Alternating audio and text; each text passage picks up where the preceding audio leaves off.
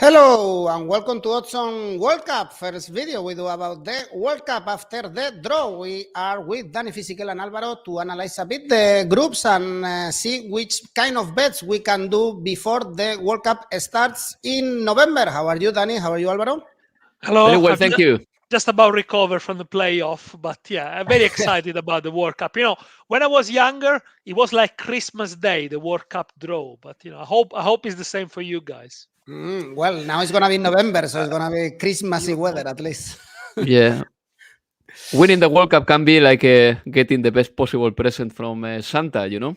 Yeah, Nowadays. Yeah. By the way, the World Cup is not in winter. The World Cup is not in winter. I want to say this before people keep on saying that. The World Cup is in autumn.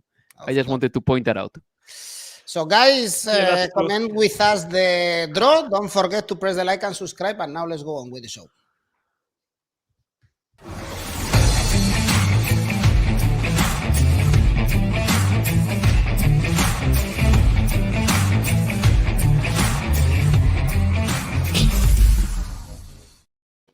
But in November, Alvaro, is going to be cold already in the UK, for instance, not in Qatar, although they have AC in the stadium. So perhaps also you have to bring a jacket if you are lucky.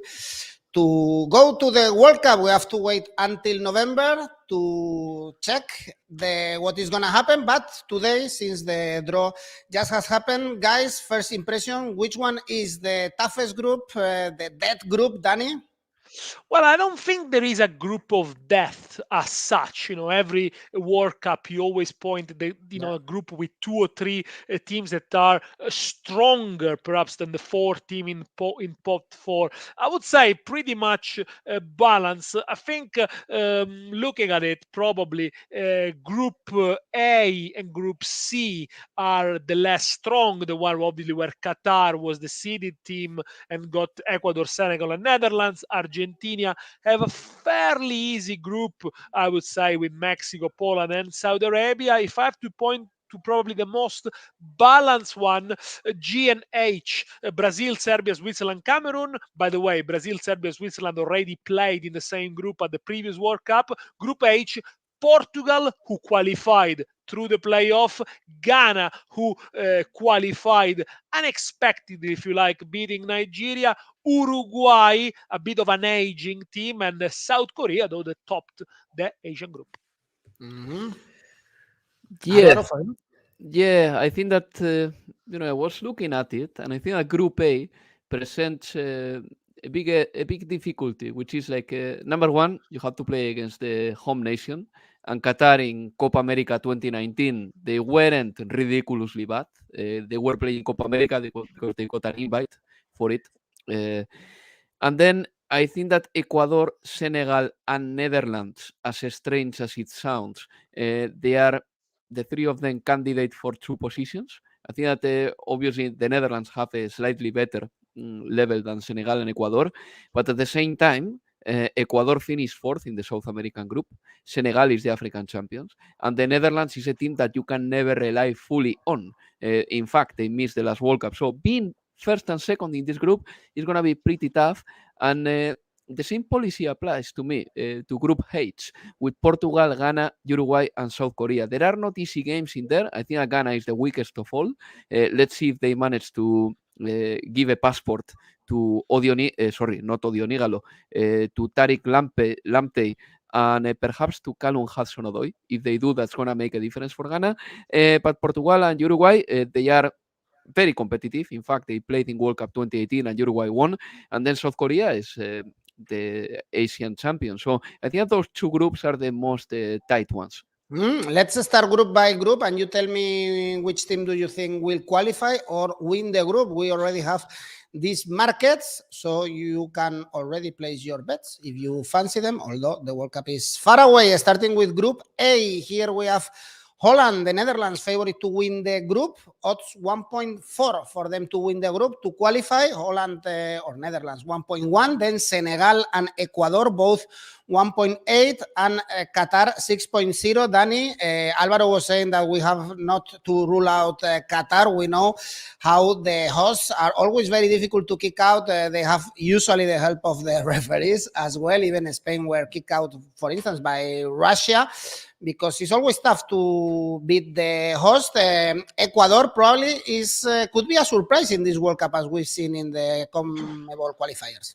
Very physical team, Ecuador, very quick, very pacey, especially up front. They've got a very good generation of players coming through, perhaps not a full squad at the level of some of the best team, but to finish fourth in the South American qualifiers is not easy. So yes, I think Ecuador could pose Netherlands some issues, and definitely they could pose Qatar some issues as well. The first game is going to be decisive probably for Qatar because they play Ecuador. That's the first game of the World Cup on 21st of November. Yes, they weren't too bad in the Copa America, the last Copa America Qatar, but then they were drawn in the World Cup, in the Euro qualifiers group as well. Qatar, they done a few games against European teams, and they were pretty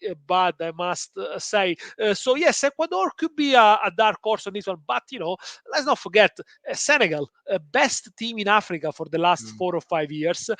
Great goalkeeper, very good midfield, athletic team. Of course, they got Mane up front, and they came through the African qualifiers beating Egypt in the end in a very tight game, won at penalties. They won the Africa Cup of Nations at penalties as well. So I think for this one, even Senegal, you might fancy Senegal to win the group in this one. Why not? Senegal to win the group, pace 5.5. Ecuador, a very young team as well, Alvaro. Yes, and their biggest star is called Piero Hincapié. It's a good defender from Bayer Leverkusen. He didn't cover himself in glory in the last week in the South American qualifiers, making a mistake. But I think that Ecuador, as Daniele said, is a very physical team. They've got a very pacey players, and I think that the only problem with Ecuador is that they were better in 2020 than they have been in 2021 that they have been so far in 2022. Maybe there is a little bit of a negative dynamic with the team. And I think that Senegal are booming right now. And the amount of confidence you get when you beat Egypt in the African Cup of Nations and then you beat them again is astonishing. So I think that for this group, I'm going to back Senegal to qualify. That pays 172, I believe. And I think that is pretty interesting as well. It's very important as well to see how the calendar is like. I think that if you start having your first game and you win it, obviously, then you get 3 points after the first game, and that is a massive booster. So I think that it's going to be very important for them to start well. But I think that Senegal to qualify is a very interesting one here. I think that probably the Netherlands and Senegal are going to qualify, but the Netherlands qualifying offers a little bit of a very low odd. I would say 1.10 for the Netherlands to qualify. Maybe it's too optimistic with them, because I repeat again, the Netherlands are the kind of team that lately they've been offering great displays, very entertaining ones, but then they don't progress very far in competitions. The last time they were I would say the last time they did very well in a World Cup was in 2010, because in 2014 I wasn't that surprised with their performance, and Argentina beat them and blah blah blah. But I think that Senegal to qualify probably is the best value we can find in Group A. Sushant is saying Netherlands and Senegal first and second. We have to see this new Netherlands with Louis van Gaal after missing the last World Cup in the UEFA, in the Euros. They weren't great, we have to say. So it's a completely new Netherlands. Our friend Tiago Carvalho from Portugal is saying Portugal-Spain the final. Well, I have to sign below to see that. Hopefully an Iberian final. Marco is also with us, Brazil-Argentina. That would be very, very exciting as well.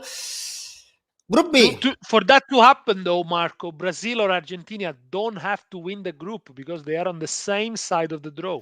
Yes. So, that will be already a surprise, I think. Group B, then. This is interesting in geopolitics because we have England, Wales, Scotland, or Ukraine, USA, and Iran. Here, of course, England is the favorite to win the group, 1.3.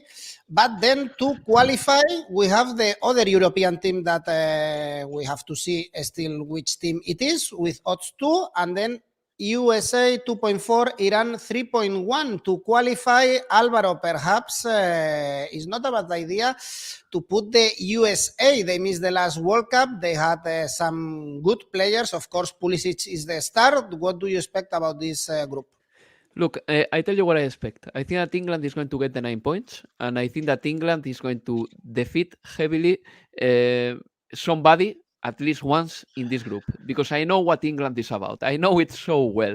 I know the whole script. I mean, they start the World Cup really strongly. Whenever they have a beatable rival in front of them, they beat them heavily because they've got plenty of fast players who can score goals from any position. They've got one of the best scorers in the world, like Harry Kane. And then when England will play a top opposition, they will definitely play in a different way. They will defend more. If they score the first goal, normally they don't go for the second. They don't know how to keep the advantage, and they change completely their approach. This is England. This has been England in World Cup 2018 and in Euro 2020. I mean, in World Cup 2018, they scored first against Croatia. They didn't know how to go for the second.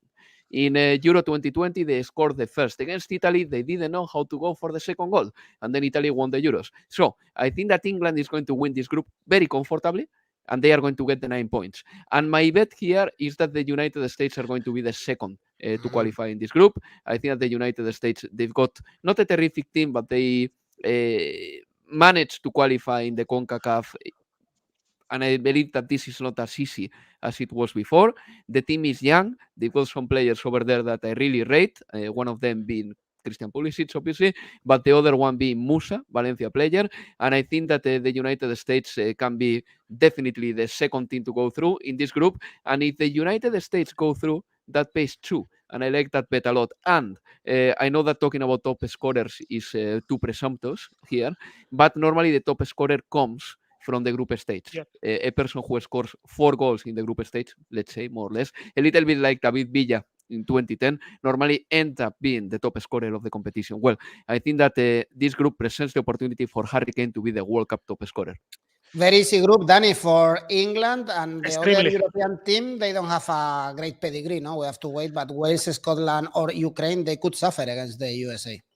Yeah, but I think what could put a span on the on the wheel of England if they have to play one of the home nation. We saw at the Euros when they play Scotland, and somehow the nerves got into them. Wembley was packed. Everyone expected England to beat Scotland. Scotland had the better chances. They had a better game. They controlled somehow the game. Maybe they show Scotland in that game at Wembley the way to unlock the England midfield, controlling the ball. I remember Billy Gilmour had a massive game against them. Yes, you say, okay, he plays for Norwich, he's going to get relegated, but he's that kind of player, pass the ball, move the ball, that perhaps England didn't have in the key stages of the Euro 2021, and then other teams against them, Italy with Jorginho and Verratti, had them. So I'm not going to say obviously that Wales or Scotland are going to upset England here, but if you look at England maybe getting 9 points, playing a home side, playing at one of the home nation, could be changing the complexions there or thereabout. Remember also Euro 2016, England suffered a lot against Wales. This nation, when they do play against England, they tend to become obviously the game of their life. But let's see who gets there first, because obviously we don't have to forget about Ukraine. Going back to Iran, okay, that's England's first game. Should be an easy win for England. I would imagine Iran probably will sit back and defend. USA, young team, as Alvaro said, not great in qualifiers. For a bit, they were actually in contention to finish 4th, but it's a young team that can only improve. Players like Joe Reyna as well, a really, really good prospect. So it could be an upset there for the USA to finish second. But yeah, obviously England strongly favorite. I mean, the records in qualifier is just amazing. So. Well, England-Wales or England-Scotland, that could be the game of their lives for Scottish or Welsh people, for sure, to face England in the World Cup. England, huge favorites in this Group B. In Group C, we have Argentina, Poland, Mexico, and Saudi Arabia. lucky draw, I would say, for Argentina, one of the biggest favorites for this World Cup. And then we have the odds to qualify here. Mexico 1.83 and Poland slightly favorites 1.73. Dani, probably this is the poorest Mexico in many years. With Tata Martino, they had a very bad qualification in the CONCACAF. So I think it's fair enough to consider Poland perhaps slightly favorites ahead of Mexico to qualify. I'm not too sure, to be fair, because I'm not excited about Poland at all. I watched them last night against Sweden. I think they're a very drab team, very monodimensional. They haven't got much creativity in there as well. They scored 2 goals because of 2 silly mistakes from the Swede. They haven't really impressed me in qualifiers as well. They got a new manager, which, by the way, only 2 games in charge. One was a friendly against Scotland. The second one is the ticket to the World Cup. I'm really not convinced what this Polish team could do. Yes, they got up-and-coming players. I think, Matic Cash, Zurkowski plays here for Empoli as well. But, otherwise, it's always the same old. And yes, of course, Lewandowski. But he hasn't done it in the major competitions as well, probably because the team around him is not as strong. So I think El3, Mexico, could have a chance. Yes, you're right. They're not as spectacular as they are. Actually, it's one thing as they could be. I think it's one of the teams that doesn't score much in the CONCACAF qualifiers, but El Tata Martino has built a team around a very solid defense. If you look at the results that Mexico has done in these qualifiers, they is the team that collected most points playing away from home. So, it is a team that can set deep, defend. They got very quick, pacey defenders as well. So sometimes they can push the line a little bit higher. I see them slightly favored, actually, if the game was played today against Poland and Argentina. Well, this is a great chance for Argentina. Normally, they have tough groups in the World Cup, but this time, this is an easy group for Scaloni, for La Scaloneta. So let's see, because obviously, good midfield, I think, for Argentina. Paredes, De Paul, and now they got people who can pass the ball into Messi and to the front three. Di Maria starting. Who's going to be the main man up top alongside Messi? Is it going to be Lautaro? Is it going to be Correa? We'll see. I think that's what they probably have to decide. And at the back, yes, that's maybe the center back position where they do lack a little bit of experience. But Argentina, yes, of course, favorite to win the group. I put Mexico ahead of Poland in this time. This is the last dance for Leo Messi, for sure, in a World Cup. Argentina have a way better squad, way better coach, I think, that when they arrive to the final in Brazil. Alvaro, and one thing that Dani was saying is completely true also, that Poland is so disappointing in big tournaments. We always praise them because they have Lewandowski, but at the end, they never deliver in big tournaments, even in their Euros. Yeah, that's true. Well, I can't stop remembering that they organized Euro 2012 all together with Ukraine. That seems so far ago, so long ago. And I believe that Poland didn't make it through the group stage. Ukraine did. Yeah. So they tend to crumble. Yeah. Poland qualified, reached the World Cup semifinals once in their history. And one of the main issues with the Polish national team is that they don't have really creative players. And I think that this is a massive burden because supplying Lewandowski is one of the tasks, number one, that the Polish team should have, but they don't have good suppliers just to give him the ball. And I think that this is a problem. And moving ahead, this is going to cost them, of course. I'm not expecting anything in the World Cup from Poland, Mexico. I think that these two teams, if they make it to the last 16 round, they will be quickly eliminated. This is my take in here. I think that Argentina has a chance to go through and to, who knows, climb up the ladder. I don't think that Poland or Mexico are these teams right now, even though the Mexican team has improved defensively. And their last 5 games in the qualifiers, they didn't concede a single goal. And they played against Costa Rica, against Panama, against the United States, against Honduras, and against El Salvador. Well, if you don't concede any goal in the last 5 games, you are doing something well. Tata Martino is a manager that probably is a little bit outdated if you compare him with the best managers in the world. I I still remember what they say in Barcelona, that sometimes Xavi, Iniesta, Messi, they were telling Tata Martino, but are you sure you want to do this exercise, this training drill? Because they seem too outdated to those players, and that was back in 2014, 2013. But at the same time, he made a very solid team in World Cup 2010. Do you remember Paraguay? It was easy to beat for Spain, and Tata Martino was the manager. Probably one of the more difficult opponents Spain had in the run to win the World Cup was Paraguay. But again, I think that Mexico is not in their best moment. I think that Raúl Jiménez's injury a year and a half ago is costing a little bit Mexico too, because Raúl Jiménez is not exactly the same player he was in 2019. And generally speaking, they've got a little bit of a lack of quality. Let's see if Lozano is ready for the World Cup. Lozano, of course, is a player who can dribble past and make the difference as well. But generally speaking, I don't rate Poland that much. I don't rate Mexico that much. And I don't know how much I can trust on Saudi Arabia. Yes, they were top in the Group B in the Asian group. They qualified ahead of Japan and ahead of Australia. So, that's a synonym of something good happening there. But at the same time, when they prove themselves against Mexico and Poland, I think that they are going to show that they don't have the same level. So in this group, I think that Argentina is going to get the 9 points. I think that they will qualify. I'm going for that completely. And then if I have to choose between Mexico and Poland, I'm going to go for Mexico. It pays the same, really, 190 each, but I do believe that Mexico normally makes it to the last 16 round. It happens in every World Cup, so I don't see why it shouldn't happen here.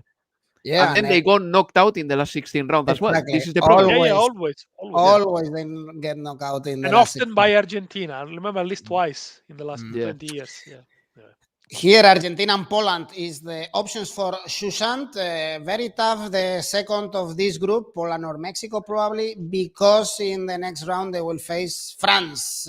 Most probably, Group D, we have France, Tunisia, Denmark, and Australia or United Arab Emirates or Peru. Actually, be careful with Peru. Be careful with Peru because this is a good team. And Alvaro, be careful also with Denmark. We have France to qualify pays nothing. Then Denmark 1.44. If someone wants good odds, Denmark to top this group, odds are 4.0. And we know how good this team is and how competitive they are also in the Euros, despite the problem with Eriksen in the first game.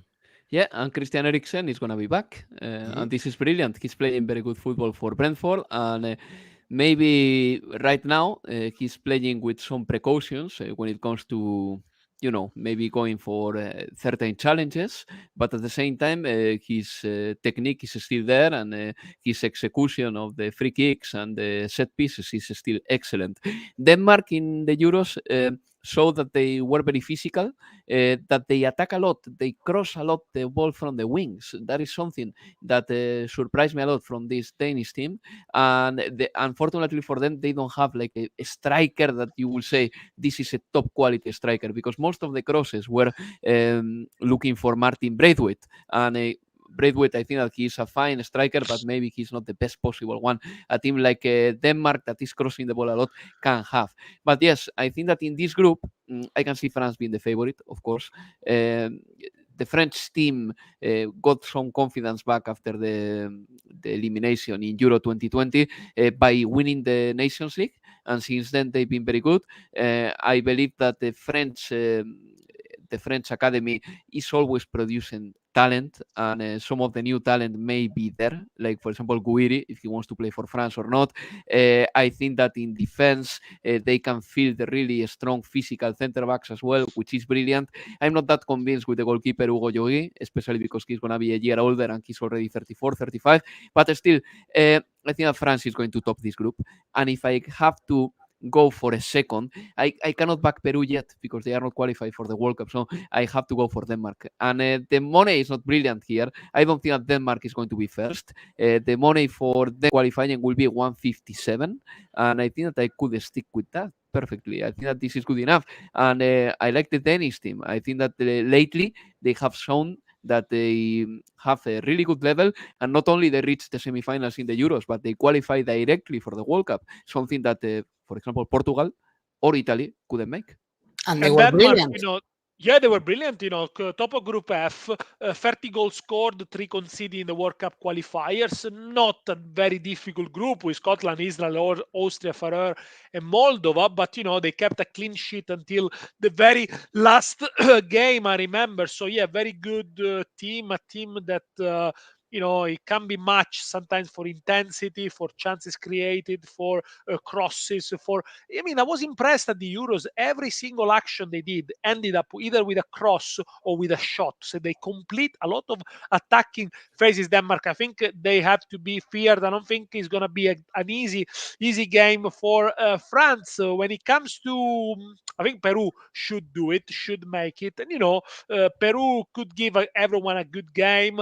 But I think in this group, there is one of the weakest team, which is Tunisia. Again, a team that struggled to score. I wasn't really impressed by them in the qualifiers. I wasn't really impressed by them in the Africa Cup of Nations. They were eliminated at Burkina Faso. They lost 1-0. Okay, they beat Nigeria 1-0. Well, all the games of Tunisia, they almost seem to end up in 1-0. Tunisia, Mali, 0-1. Tunisia, Mauritania 4-0, Gambia, Tunisia 1-0, Nigeria, Tunisia 0-1, Burkina Faso, Tunisia 1-0, Mali, Tunisia in the playoff 0-1, Tunisia, Mali 0-0. So it's not a great spectacle, to be fair, to watch Tunisia. I remember 4 years ago in Russia they were a pretty poor team. England win 2-1, but they should have beat them very, very comfortably. Yes, I think the value here is for Denmark to group winner.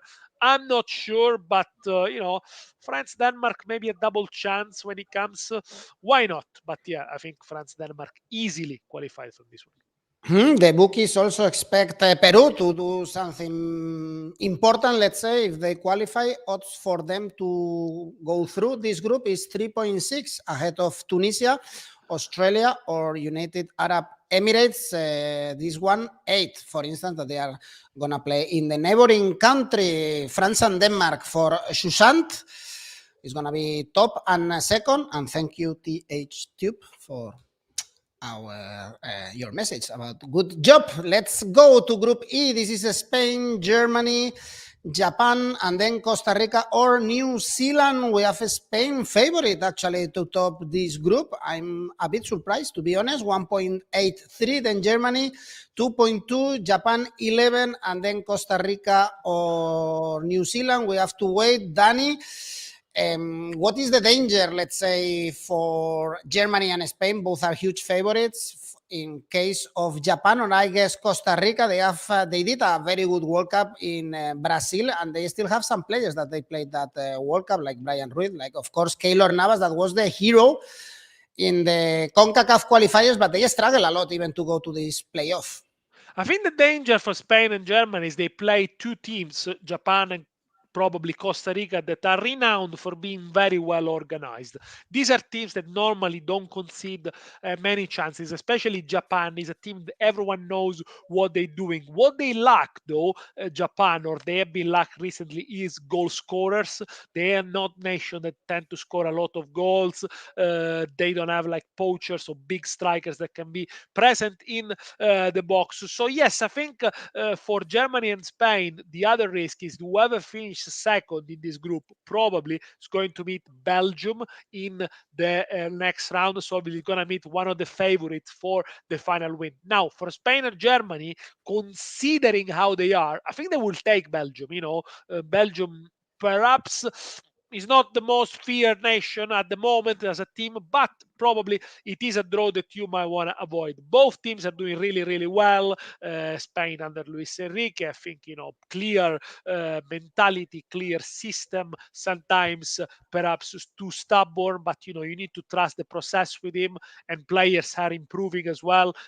I think they done really well, for example, in the Nations League. They didn't deserve to lose the Nations League final. They beat Italy. They're doing well. Germany under Hansi Flick, they're doing better. I mean, we always know Germany are good in qualifiers.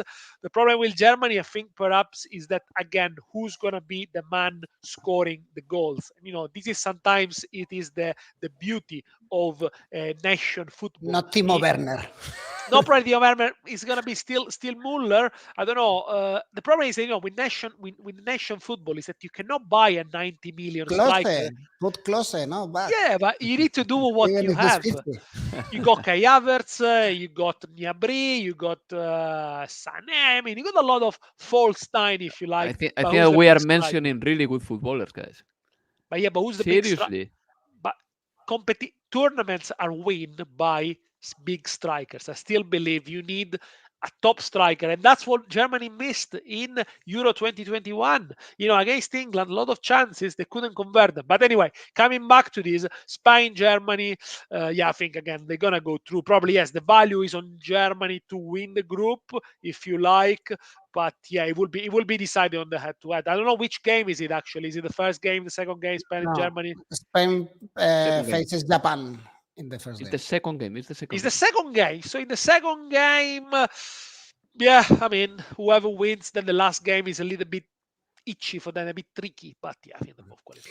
Germany, they used to have players that deliver a lot in the World Cup. No, I was remembering now Klose, Podolski, and then in the clubs they were doing nothing pretty much.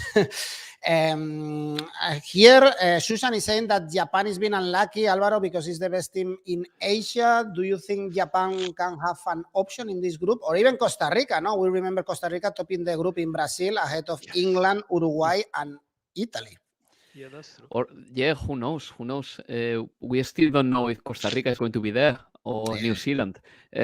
So I could speculate a little bit about Costa Rica or New Zealand, but I think that these two don't have the quality right now to lay a glove against Spain and Germany. When it comes to Japan, of course, Japan is a team that not only is well organized, as Daniele said, but also they've got quality players to play the ball. This is the distinct style of Japan and what makes them a little bit different in Asia. The fact that they are tasty with the ball on their feet, but then they are lacking firepower up front, and this is something that has been costing Japan for a while now. Japan, by the way, they finished second to Saudi Arabia in the qualification to the World Cup. Just something there for us to see. And a good example of what I'm saying about their firepower is the fact that they scored only 12 goals in 10 games. I'm talking about Japan. Those are not great numbers. Australia finished third and they scored 15, for example. So there you go. A little bit an example of what Japan can be like. I mean, a tasty team, but a team that doesn't score many goals.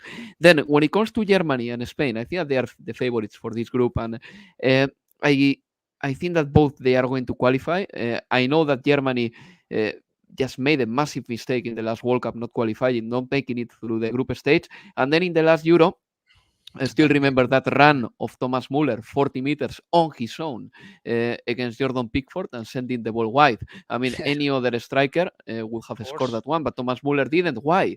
Because Thomas Muller never has a chance like this playing for Bayern.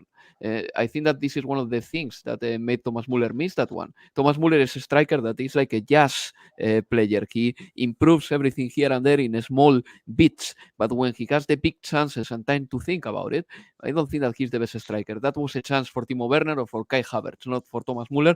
He didn't score it. England went through. We know the story. But what I want to say about Spain and Germany is that both teams, they have improved over the last 2 years. Germany has Hansi Flick. This is a manager that is maybe not the biggest theorician. He's not the guy who makes it too complicated, but he's always getting the best of their players. And Germany has many good players in every position. I really believe that Germany does have that. And when it comes to Spain, look, from the statistical, if you check the statistics of Euro 2020, you will see that Spain was the best team in many aspects in terms of attacking sequences, goals scored 13 in the competition, as many as Italy. Spain had a lot of possession, but I think that the problem with Spain is that the winnable games, they are difficult for them, and then when they play against a team like Italy or against a team like Germany or England or whoever, they always show a very good level. Italy beat Spain in the Euros, but I remember Bonucci saying that he had never played against a team of that quality ever before. Or was it Chiellini, Daniele? I think it was Bonucci. No, it was Bonucci. I mean, Italy were put to the sword by Spain. Yeah. Spain had the ball all the time, and they couldn't cope with the runs in behind the Italy defense. Spain were much better, and we saw it in the Nations League semi-final. Spain gave a really good game to Italy. Because we know how to dominate, but then we're struggling with the scoring. The truth is that Luis Enrique chose to play friendlies in March against Iceland and Albania because he wanted to find, or he wanted to play against the type of opposition that he might find in the World Cup too. A Costa smaller Rica team would be like just that. put in plenty of defenders. And the good news is that Spain managed to put 5 against Iceland. This is easy for England, for example. This is easy for a team like Brazil, but it's not easy for a team like Spain. For whatever the reason, they are never capable of defeating heavily anybody, and the other day they did against Iceland. So I think that was good news. I think that Spain has a style. I think that Germany has improved under Flick, and I'm gonna go easily for both teams to qualify here. I mean, I know the money is not brilliant there, but the reality is what it is. I mean, 183, 220 for them both to qualify. So why not? I have to say that I'm very optimistic in this World Cup with Spain because they are a team, and it's very strange to see that in the national teams. And we have a great coach as Luis Enrique. Perhaps also Brazil and Argentina are the two other national teams that are playing really as a team. And we have to say also that the head-to-head between Spain and Germany is very beneficial to Spain in the last years. We saw 6-0. 6-0 in Seville, but also in the World Cup in the road to the title in South Africa. Spain beat Germany in the Euros. So overall, it's not bad at all, the head-to-head between Spain and Germany in favor of the Spanish team. España win the group. Well, this is Christian opinion. Hopefully, this is gonna happen. And then be careful because the game in the last 16 round, Spain or Germany probably will face. This is a very open group, in my opinion. Be careful. We have Belgium, Croatia, Morocco, and Canada to qualify. Belgium 1.1, Croatia 1.5, Morocco 2.4, and Canada 4.2. But Alvaro, someone is saying here, be careful because Canada will beat Belgium. We know how disappointing Belgium are in big tournaments. Canada, they have a good team. They are back in the World Cup doing really great in the qualifiers in the CONCACAF. And also Morocco, they were very good in the previous World Cup in Russia. They were, Morocco, of course. They were very competitive. And very I think close that, to qualify. Yeah, of course. The thing is that then in the African Cup of Nations, Morocco, I thought that they were one of the big favorites back in February, and they just didn't make it to the final. It's a real shame, but if you see the quality of their players, Morocco has plenty of good footballers. They've got a good goalkeeper, like Bono, the goalkeeper of Sevilla. They've got up front in City, Munir. Then I believe that they've got quality throughout, and Hakimi is one of them, for example, as well. So why not to believe that Morocco can actually inflict some surprises and some heavy pain here and there? But in this group, I think that I am going to stay with the know-how of Croatia. Maybe not to qualify first, but maybe to qualify. And I know that in November, a guy like Luka Modric, for example, he's going to be close to being 38. But still, I believe that Croatia lately, they have shown competitiveness. In fact, in Euro 2020, it wasn't easy for Spain to beat them. And I remember that game had to go to the extra time, right? Oh, yeah. Because Spain... Crazy one. Yeah, it was crazy. It was that evening in which Spain played against Croatia, and then France played with Switzerland, and it was one of those glorious days of football. But here, look, I think that the value can be in Croatia qualifying first. That pays 325. Belgium qualifying first pays only 153. That's not brilliant. So Croatia qualifying first, I like that one here at 325. And as I said before, an honorary mention to Canada as well, because Canada is a team that managed to qualify for the World Cup for the first time in many years.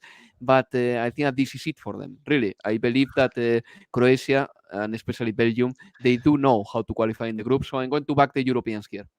There's a lot of hype around Canada. Topping the group in the CONCACAF is not easy. And, a young team, exciting team. They play on the front foot. So Jonathan David, obviously the star at Lille, but we'll see. First time they participate in a World Cup since 1986. Back then, 0 wins, 0 goals scored. We'll see. But I think, it's a physical team. It will be interesting also to see where Alphonso Davies will actually play. He's got a big big injury to deal with, and I think a lot will depend from a little bit on Morocco, second top scorers in the Africa qualifiers. They scored 25 goals in 5 games. Just to give you an example, Ghana only scored 7 in their group stage. Then in Africa Cup of Nations, they fell against Egypt in the quarterfinals. But good teams, and I think physical, athletical. Alvaro mentioned all the good players they have. Could they do a shock against Croatia? Croatia, I like them. They are organized, but they are a little bit of an aging team. I think they're getting a little bit old. Not only Modric, but players like Perisic as well up front. Who they got? Have they got a big goal scorer? Not quite. Really very important players like Brozovic, etc. Just one thing we haven't mentioned about this World Cup, because it's played in autumn, not winter.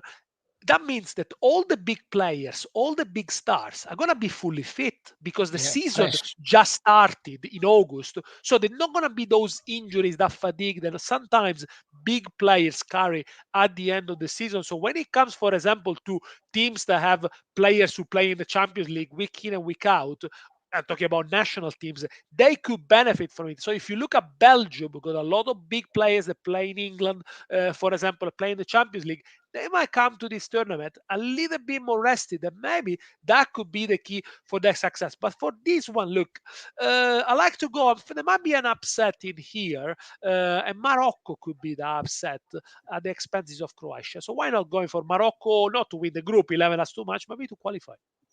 Morocco to qualify, 2.4. Croatia to top the group for Shushank. Tube is going for Canada. It's going to be fun to see this Belgium-Morocco, because there are plenty of Moroccans living in Belgium. Plenty. So it's almost a derby, I'm sure, in the streets of Brussels. Open to surprises, I think, this group.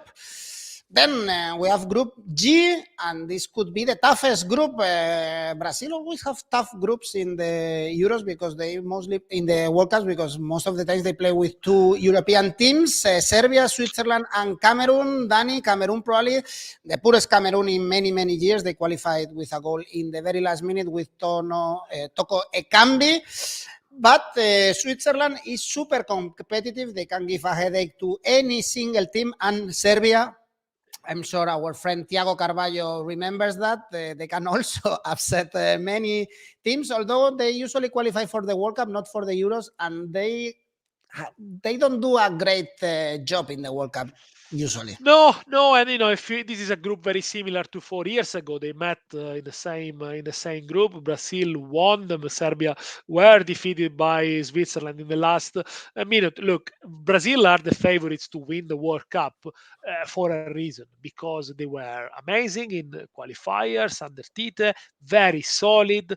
They don't concede a goal, and it's a balance really. If once you got a midfielder of Fabinho and Casemiro, you can sustain up front Neymar, Vinicius, and someone else to play there. And for Neymar, again, probably this could be last dance saloon, but this time he's going to be helped by good players up front, especially Vinicius, and at the back again, at defense go Alisson, Marquinhos. It is a good team, and maybe in the fullback areas Brazil is not as strong as he used to be, but obviously, I think even 144 winner is quite a lot. I think Brazil should be much more favored than that. When it comes to Switzerland, organized, I know we Italians know it very well. Perhaps not the most quality blessed Switzerland, but it's a team that again, players know what to do. They know how to do the job. They will be hard to break as well. And they got goal scorers up front. Someone like Mbolo, up and coming, again, has been proving has good players in the Bundesliga. Will be tough for Cameroon to qualify on this one, because Serbia, they are unbeaten, if I'm not wrong, against the new manager, against Pixi Stojkovic. And they have got such a strength in depth, up front. They got Tadic, they got Vlahovic, they got Mitrovic, and also the back players like Milenkovic, Dragovic. It is a good team. I think I like it. And, obviously, Vlahovic probably finishing as an Italian top scorer. Can they do it? Is the nervousness things about Serbia, the way they approach games, sometimes the over aggressiveness, over nervousness. But, they could upset perhaps Switzerland this time. Serbia are a scoring team, Switzerland not as much. So, maybe the value here is on Serbia to qualify, I would imagine. 2.2 Serbia to qualify, Switzerland 1.83 to qualify. Alvaro, we have Brazil as one of the biggest favorites to win the World Cup because they are really a team under Tite. Our friend Leo Bachanian knows. And apart from that, Switzerland or Serbia, in your opinion? That's a tricky question. I'm going to stay with Switzerland because I saw them in the top stage in the biggest platform in Euro 2020 and they delivered and they were very good and they beat France. And they've got a few players here and there that really are fantastic, and Bolo being one of them. I think that the goalkeeper Sommer is a very decent goalkeeper as well. So they've got a serious team, and I do know that Serbia has quality up front. Mitrovic, probably second to Dusan Vlahovic, I would say. Milinkovic-Savic is excellent as well. Dusan Tadic is one of my favorite ever second-level players, I would say, because he is always showing some skills and some passes that are unthinkable. But I think that Switzerland, after what they did in Euro 2020, they have to come as slightly favorites over Serbia. So I'm going to stay with Switzerland to qualify. Which is good enough, and not Switzerland to be first, because I believe that Brazil are going to be first. I've been commentating on Brazil during this CONMEBOL group stage. A few things. Brazil got 45 points. This is the best ever record of a South American team in the World Cup qualifier. 45 points. Brazil, the other day, won in Bolivia for the first time since 1985. So even if they had somewhere to win, left to win, because, they had some sort of a bad duck against the team, they managed to win in La Paz the other day after 37 years. Brazil has never lost a World Cup qualifier at home. They still keep that record. And Brazil has changed their physiognomy dramatically over the last 20 years. I remember that in 2002, when they won the World Cup, they had an all-right goalkeeper, and they had the best fullbacks in the world, to the point that Roberto Carlos and Cafu, sometimes they were passing the ball to each other, and they were separated by 50 meters, but they were so good that they could do that. This Brazil doesn't have good fullbacks, or at least I'm going to correct that. They don't have attacking fullbacks. This Brazil relies a lot on the wingers. So basically, I've seen during Brazil games, Alexandro, Dani Alves, Danilo, passing the ball to Rafinha or to Vinicius or to Anthony, and just dissociating themselves from the play. Just they let them do whatever they want individually, because the wingers of Brazil are phenomenal, and they are I could say that formidable. I mean, and there are 4 or 5 that they can make the difference. And if one of them is tired, another one will come up, and Brazil will still make the difference from the wings. I'm going to name a few: Rafinha, Vinicius, Neymar Jr., Anthony. But if you don't have enough with those, you can call Neres, you can call Richarlison, or you can put Gabriel Jesus on the wing as well. What Brazil has on the wings is something unprecedented, the amount of quality they've got there. And then the center backs are fantastic with Militao, Thiago Silva, and Marquinhos. You choose 2 out of 3. And then the holding midfielders, Fabinho and Casemiro. And one more with a little bit of quality. Normally it's Lucas Paqueta, but it could be as well Bruno Guimaraes. Let's see who Tite decides to choose. No need to have a center forward. They have been using Gabigol, who plays in Brazilian football, and he's all right. They have been using there Gabriel Jesus, but he's not a proper number 9. I think that this is not a concern, not having a number 9. And Brazil is fantastic, and they have conceded only 5 goals in 18 CONMEBOL games. 5 goals only. So I think that they are the big favorites to win the World Cup, and I'm going to back them for that. It pays 5.5. I agree completely. Sushant is going for Brazil and Switzerland. The Swiss, they have a good record in the World Cup, also in the qualifiers. The Swiss manager, remember that Petkovic is not anymore in charge, is Jakin, a legend in the Swiss football, but they upset Italy, for instance, in the qualifiers. They know how to suffer, they know how to compete, so they could be a tough team to beat. And the last group is Group F and H, and we have Portugal, Ghana, Uruguay, South Korea. The favorites to qualify is Portugal and Uruguay. Alvaro, but I guess it's not easy. I'm not sure if our friend Thiago Carvalho is happy with the draw because Ghana and South Korea are one of these teams that can upset you in the World Cup. No, South Korea, of course, with Heung-min Son as their big star. Yes, in my opinion, this is the toughest group. This is the toughest group, Edu, because Uruguay and Portugal, I think that they should go through on paper, right? But then maybe none of them are as dominant as Brazil are, for example. So there is not an overwhelming favorite here, and there is no a team that will cruise through with ease. Portugal managed to qualify for the World Cup via playoff, and Uruguay, coming into March, so basically a week ago, they still didn't or were not qualified for the World Cup, but they won their last 2 games and they did qualify for World Cup 2022. I think that this group is complicated for all of them. I really do. I think that Ghana maybe is the weakest right now, and I don't want to be disrespectful to them, but I think that this is one of the weakest Ghana teams I've seen in a few years. And as I say that in the intro, they will probably try to get a Ghanaian passport for players like Tariq Lamptey or Callum Hudson-Odoi as well, so they can strengthen their squad. But what they did in Nigeria, eliminating Nigeria in Nigeria, is pretty impressive as well, and that is like a derby for them. So Ghana managed to do it. Congratulations to them. They are in the World Cup, but this is not the team that qualified for the World Cup quarterfinals in 2010. No way, not at all. They are not. Luis They are Suarez. nowhere. Yeah, the With Suarez hand Day. on Yeah. God, as Susan is reminding us. Yeah, exactly. They are nowhere near that level. Then South Korea, of course, the first name that comes to us is Heung-min Son. They qualified second in the Asian group. Iran was first. And then here I'm going to back Uruguay to be first in this group. That pays 3. And I think that under Diego Alonso, the manager, they have improved. They have to sack Tavares after a disappointing 56 2021. years. After 56 years in charge.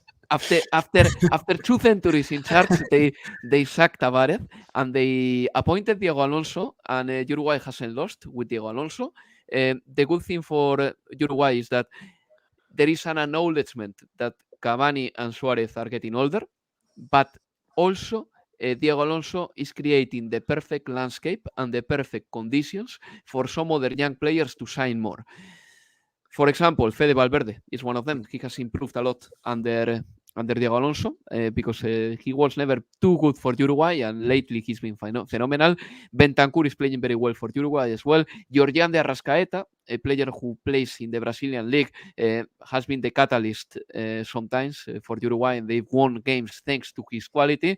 And then Ronald Araujo and Jimenez, they are two top defenders. I think that Uruguay can also be very happy with having Jimenez and Ronald Araujo in their squad. So I'm going to back them to be first just because the money is good, but this doesn't mean that I don't trust Portugal. This doesn't mean that, because I think that Portugal has the firepower and the danger in them to inflict pain to anybody, anytime. But the thing with Portugal is that they can start slowly or they can look quick, and suddenly they feel like they have a good day and they beat anybody in any scenario. But for this group stage, since the money is in Uruguay to qualify first, I'm going to go for that.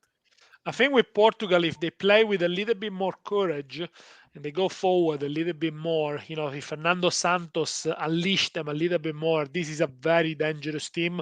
If you look, at the names they got, Bruno Fernandes, obviously Cristiano Ronaldo, they combined for the 2 goals against North Macedonia, but obviously Bernardo Silva, Rafael Leao, Joao Felix, Gonzalo Guedes, Cancelo, is a good Jota. It is a good team, a good goalkeeper as well in Rui Patricio or Fernando Sa, if you like. So, it is good. Probably a bit of issues at the centre-back position if Ruben Diaz should be fit. I mean, he's injured now, but no reason why he shouldn't be at the World Cup. Again, it is about Portugal, the confidence and playing with a little bit more of panache, if you like. But, they do struggle against very organized teams. I see them struggling against Republican Ireland at home. I see them struggling against Serbia and conceding on the counter-attack. Uruguay are going to wait and sit deep. The problem with Uruguay is that they got a few veterans. Do they still need them? Do they still need Diego Godin, for example, at the back? I don't know. But can they find someone a little bit more reliable than Godin? And then, when you play up front with Cavani and Suarez, You're not gonna get a lot of pressing. You're not gonna get a lot of yes, Alvaro. No, that's the thing that's the funny thing, that this is a proper dilemma for the manager, because he knows how good Cavani and Suarez are, but Darwin Núñez is scoring a lot of goals in Portugal. So one of the big questions is that if Suarez and If you Cavani leave will play together, but Suarez and Cavani didn't play together in the qualifiers the other day in March. They didn't play together against Peru, and they didn't play together against, let me think, Chile. against Chile. Yeah. So I think because I think you can't sustain them really at that level. But you go always the weapon in the bench. Ghana and South Korea, very different team. I think South Korea organized. Asian teams always very well drilled tactically. They know what they're doing. Ghana, not a great scoring team. They only scored 7 in the qualifiers, and then yes, the win away in Nigeria, which was a bit of a shock to the system, but yeah, not a great Ghana team, if you like. I think the money are on Uruguay to top the group as well. I think it could be a good bet, but it's Portugal to qualify as well. I think it's pretty sure. South Korea with all the defense called named Kim, actually, the 4 players that played against. That's very easy for the commentator.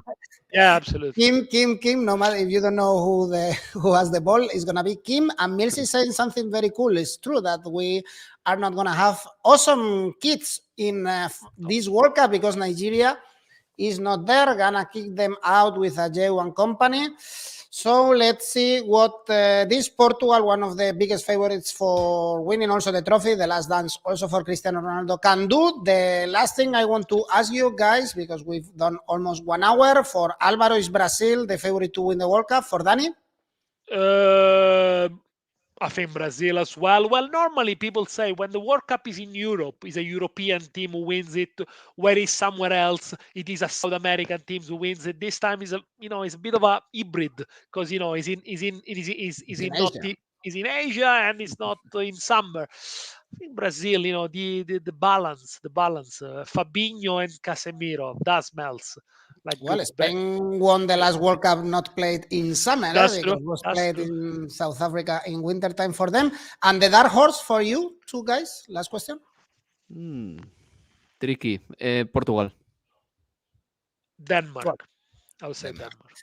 Okay, guys, Sushant is going for France to win the World Cup. In my opinion, they have the best squad in this World Cup and the best player for sure, Kylian Mbappe. Matsol is asking us for the Premier League. We have the video already in our channel, so check it out because we did it earlier today. Guys, thank you as always. We will analyze all the games, hopefully, for the World Cup. Enjoy the weekend and remember to leave your comments about the World Cup.